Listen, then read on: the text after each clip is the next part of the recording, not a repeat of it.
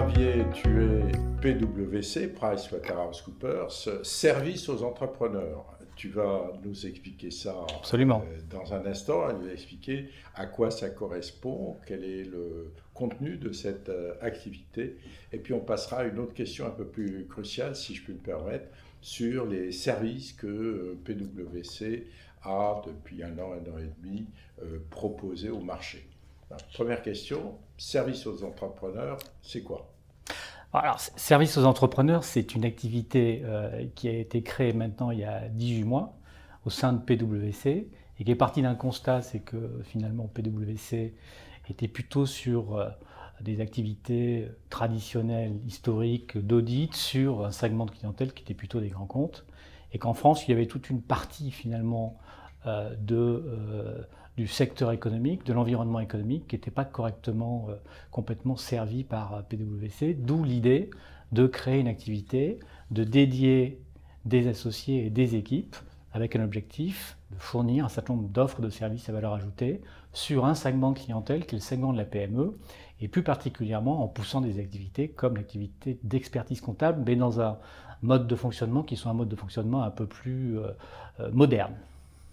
Oui, alors, la PME, c'est quoi le niveau, la fourchette, c'est quoi? La PME, c'est la définition de l'INSEE, c'est-à-dire jusqu'à 50 millions d'euros de chiffre d'affaires, 250 personnes, sachant que nous, on a vocation plutôt à être sur un segment qui est entre 5 et 50 millions. On pense que c'est là-dessus où on peut apporter de la valeur ajoutée par rapport à nos services. Et l'expertise comptable, c'est vraiment la tenue de la comptabilité, l'administration, l'aide au management, c'est tous ces produits, on va dire entre guillemets modernes, qu'attend un chef d'entreprise, avec une numérisation à outrance. Oui, en fait, ce qu'on essaie de faire, c'est on essaie d'adapter finalement notre offre sur deux axes. D'abord, l'élargissement de notre offre. On pense que historiquement, l'offre d'expertise comptable, c'est beaucoup de la compliance comptable, fiscale, sociale, de la tenue, de la révision de comptes. Et ce qu'on croit, c'est que c'est quelque chose qui va progressivement se réduire fortement avec toute l'arrivée des nouveaux outils en fait, qui fournissent déjà de façon automatique une partie de ces services. Donc on est plutôt sur un développement d'une offre, sur des notions de reporting, d'ouverture en dehors de la comptabilité, sur des offres de financement, sur des offres de comment optimiser en fait, l'efficacité dans le business de nos clients. Comment optimiser aussi nos clients. Donc là, c'est plutôt l'idée de quelles sont les meilleures options à prendre sur le plan fiscal, social, comptable. Donc une notion d'optimisation patrimoniale. Et puis aussi une demande qu'on perçoit de la part de nos clients et qui est une demande qui est tout simplement liée au besoin de pouvoir se comparer, se benchmarker avec une offre un peu ce qu'on appelle chez nous data analytics, où on va de plus en plus comparer la performance de nos clients avec un panel de clients du même secteur pour donner un point de comparaison et leur donner des modèles d'évolution. Un panel interne à PwC France ou non, une banque de données que vous achetez? Nous, on gère à peu près 15 000 entrepreneurs. Ouais. Hein, mais en fait, l'idée, c'est d'aller récupérer aussi de l'information, d'aller sourcer de l'information qui existe aujourd'hui, parce qu'Internet, il y a partout de l'information, la compiler et de pouvoir ressortir un certain nombre de critères de comparaison. En fait. Voilà, du genre, vous êtes dans telle industrie, vous avez des voilà. de ci ou de ça. Voilà, vous avez un taux de marge brute de X, vous êtes au-dessus, voilà. En dessous, et donc d'avoir un espèce de suivi comme ça pour leur permettre de se benchmarker et focaliser sur les points d'intérêt. Ça, c'est la partie offre. Et puis, il y a quelque chose qui nous paraît extrêmement important, qui est aussi important, alors qui est plus sur la forme, c'est dans la façon de délivrer nos services. Où je dirais qu'on passe un peu d'un monde un peu ancien où finalement on était sur des outils qui étaient des outils très spécifiques à l'expert comptable, dans un mode qui n'était pas partagé avec le client, avec des systèmes de serveurs, etc. Et on bascule finalement sur quelque chose on est sur des outils qui sont des outils aujourd'hui du monde de l'entreprise. On n'est pas sur des outils en fait qui sont spécifiques à l'expert comptable. C'est donc des outils qu'on partage avec nos clients.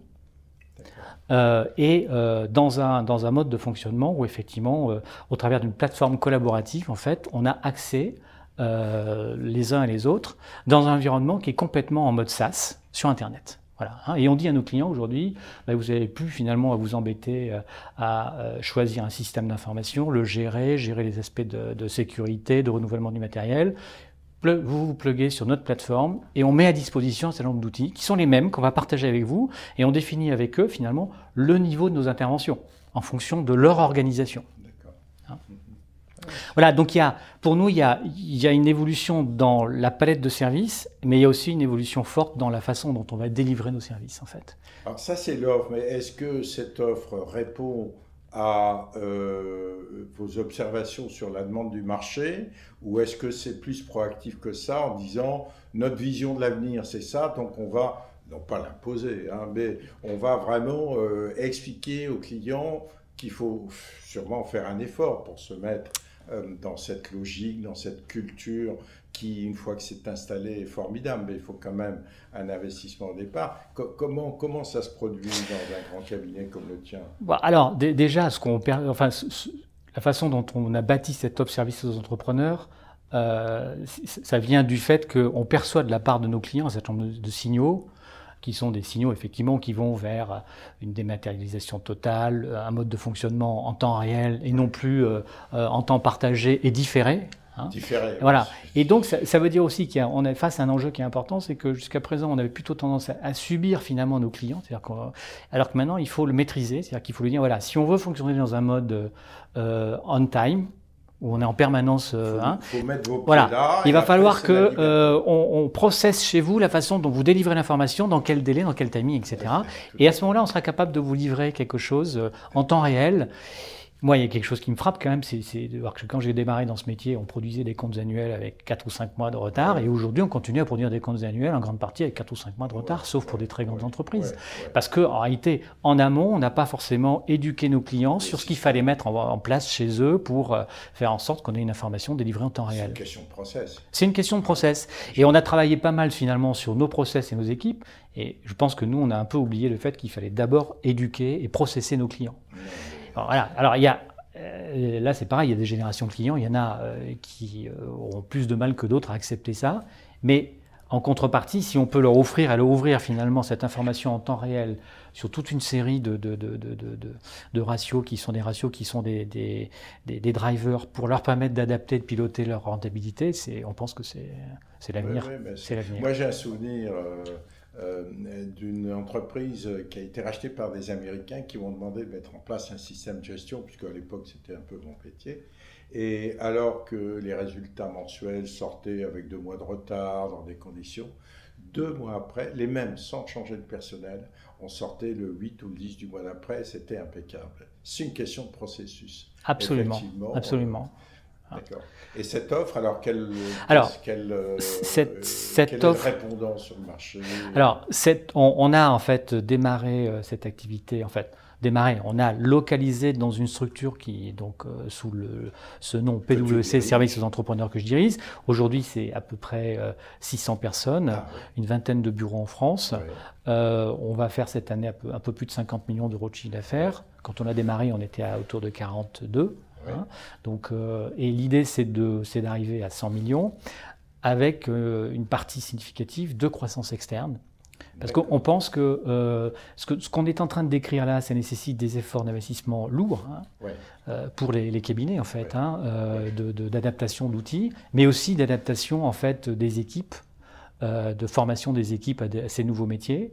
Et pour ça, il faut qu'on ait une taille critique. Il faut que ses confrères aient une taille critique aussi. Et on a, nous, fait des investissements assez lourds ces 2 dernières années sur ces nouveaux outils, sur cette plateforme collaborative qui va arriver là, début septembre. Hein. On est en train de parler de quelque chose qu'on est en train de finaliser. Tous ces nouveaux outils arrivent sur le marché. Au 1er janvier, les clients seront entièrement... Voilà, on a une offre packagée complètement avec des nouveaux outils entièrement en mode SaaS et sur une plateforme collaborative qu'on a développée au sein de PwC. Voilà, et on pense que c'est quelque chose qui peut attirer finalement des confrères. Parce qu'on a déjà un outil prêt, un investissement qui est important, et il faut une taille critique pour arriver à faire ça, donc pour accélérer le changement en fait. Hein, voilà. Donc, et on est en plus, alors ce qu'on a essayé de faire, c'est qu'on développe ça sous la marque PwC. Je sais que PwC, ça peut faire un peu peur à un certain nombre de confrères. Et c'est pas une image, je dirais, d'activité traditionnelle, premièrement, et deuxièmement, d'activité qui est adaptée en fait au monde de la PME. Donc, d'où cette notion de dire c'est service aux entrepreneurs pour clairement indiquer, passer un message. On est certes PwC, mais on a, et c'est ce qui a pris un peu de temps, on est à l'intérieur de PwC une entité qui bénéficie d'une autonomie très forte. C'est-à-dire que nous, ce sont les associés de cette activité, on est à peu près une trentaine aujourd'hui, qui pilotent entièrement l'activité. On nomme nos associés, indépendamment des autres activités de la firme, donc on a cette responsabilité-là. On pilote complètement l'activité, on est en train de finaliser la mise en place d'une direction des ressources humaines qui nous soit propre, d'une direction marketing propre, et on est sur un business model qui est tout à fait différent des autres activités de la firme. Avec une culture spécifique, des gens qui sont vraiment dédiés à ce marché, et qui fait que quand on parle de ce projet à des confrères, on a déjà fait, on est en train de finaliser une 4e opération d'acquisition en 18 mois, c'est quand même pas mal. On intéresse parce que d'une certaine façon, on donne quelque part l'atout de rentrer au sein de PwC avec l'image de PwC, un appui technique parce qu'on a des expertises techniques, l'appui d'un réseau aussi parce que l'idée c'est, on a beaucoup d'entreprises PME qui ont des développements d'activités à l'international et inversement des entreprises étrangères qui ont des filiales PME en France. Voilà. Et donc ça c'est un vrai atout dans un mode de fonctionnement où ils s'y retrouvent parce qu'ils sont avec des associés qui ont la même culture et dans un business model qui colle en fait à notre métier. C'est pas le même business model que l'audit grand compte, que le consulting, que l'advisory, voilà. Donc voilà. C'est ce qui a pris un peu de temps parce que dans notre firme, on était plutôt avec un concept de one firm où quelque part toutes les activités étaient logées sous une même logique de fonctionnement. Et ça, c'est l'apport de Bernard qui, quand il est arrivé à la tête de PwC, a compris aussi que pour qu'on puisse se développer sur ce marché, il fallait absolument qu'on se développe sur un business model qui soit tout à fait spécifique et propre. On observe, enfin bon, quand on prend les Big Four sans donner de nom et tout, mais on voit bien que certains sont très en avance, d'autres historiquement viennent de là. Absolument. Et se sont ouverts à l'audit. Donc effectivement, vous cherchez votre voie à travers, vous surfez sur la modernisation. Oui, et puis on se dit aussi qu'en France, de toute façon, le marché des grands comptes et de l'audit, il est quand même aujourd'hui très largement réparti. C'est un jeu de chaises musicales, mais c'est pas là-dessus qu'on va faire notre croissance. En revanche, il y a 3 millions d'entreprises, il y a 200 000 entreprises qui font plus de 5 millions d'euros de chiffre d'affaires. C'est là où on est peu présent et on peut apporter quelque chose d'un peu différenciant avec l'aide de confrères qui seraient intéressés pour nous rejoindre. Et notre projet, c'est de passer de 50 à 100 millions dans les 5 ans. 50 millions, on est déjà dans les 12 premiers cabinets français, uniquement sur ce marché-là. Et à 100 millions, on rentrera dans les 10 premiers et on commencera à peser.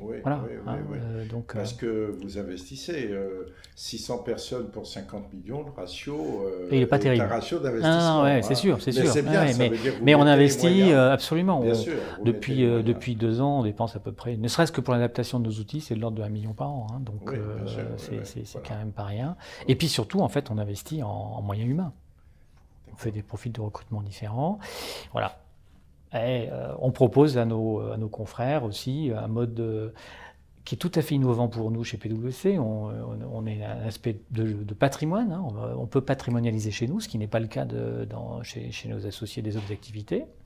Avec un package à la fois TNS pour certains associés. Enfin, voilà. Quand tu dis patrimonialiser, je pense à beaucoup de confrères ont compris, c'est que, pour expliquer, mais ça tout le monde le sait, chez les big anglo-saxons, de culture anglo-saxonne, qui sont français, mais qui sont de culture ou rattachés à un réseau anglo-saxon, la patrimonialisation du chiffre d'affaires ou d'une partie du chiffre d'affaires n'est pas du tout le bien commun. Quand on va à la retraite, pour être clair, on y part avec une indemnité très modeste. Voilà. Alors que dans les métiers plus classiques, dont celui que tu diriges, c'est-à-dire l'expertise comptable, où il y a une acquisition de clientèle d'ailleurs qui doit vous coûter quand vous acquérez. Absolument. Avec des modèles de financement, etc. L'autonomie dont tu parlais induit qu'effectivement, il peut y avoir pour les associés une patrimonialisation pour eux-mêmes, ce qui est assez singulier. Absolument. De manière générale, sauf peut-être pour Fiduciaire de France, KPMG, qui a quand même oui, voilà, mais qui n'ont pas du tout la même historique. C'est autre chose. Absolument. Mais c'est vrai que chez nous, un associé, il prend du capital, le jour où il s'en va à la retraite, il rend son capital, c'est pas là-dessus qu'il va faire son patrimoine. Alors que nous, on est sur un schéma où on combine à la fois un package de rémunération attractif, mais en même temps, il y a une vraie valeur de la holding qui gère cette activité. Tu fais de la récurrence aussi. Absolument. Hein. Mais alors, est-ce que entre guillemets, les petits commissariats aux comptes rentrent là-dedans? Oui, oui, oui. Parce que les cabinets que vous achetez, assez souvent, ils doivent être moitié-moitié, deux tiers, un tiers. Mais services aux entrepreneurs, c'est pas uniquement l'expertise comptable. Hein. Disons que c'est le commissariat aux comptes. Voilà. Hein. Donc services aux entrepreneurs, c'est aujourd'hui 70% de l'expertise conseil et l'ouverture sur ces nouvelles offres que j'ai évoquées. Et puis c'est 30%, c'est du commissariat aux comptes. Hein. Et donc dans un mode de schéma où on s'est bien réparti en termes de périmètre d'activité avec les autres activités de la firme et en particulier l'audit grand compte en fait, voilà, hein, pour qu'il n'y ait pas pour qu'on soit sur deux schémas distincts. Laurent, merci beaucoup. William, c'est moi qui te remercie de m'avoir convié et de donner l'opportunité d'exposer un peu ce que nous faisions chez PwC Services aux entrepreneurs.